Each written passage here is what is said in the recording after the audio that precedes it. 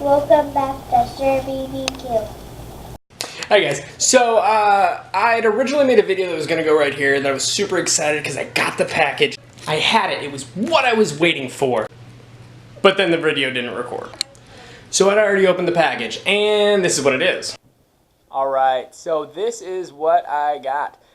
These came from Horizon Smokers out of Perry, Oklahoma.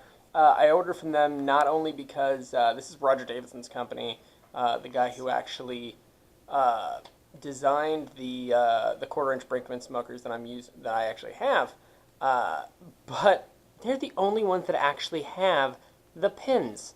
These little pins that you see that you need on every single application of these spring handles, no one carries them.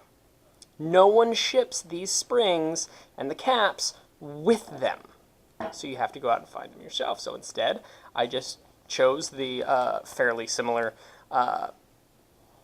priced item that came with them.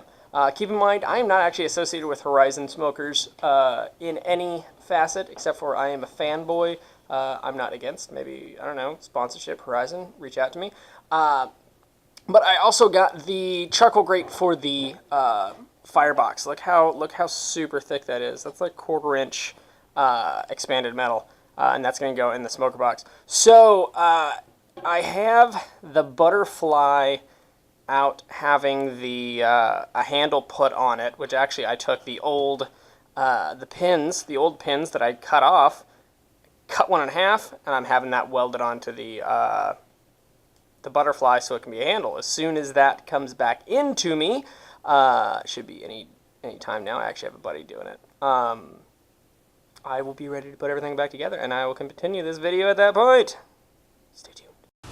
Alright, so I got it all set up. It's all back together. Got the handles on it. Got the nice Tell Truth thermometer. I got the fire grate in here. I even got, look at this, I actually have a handle on the butterfly now.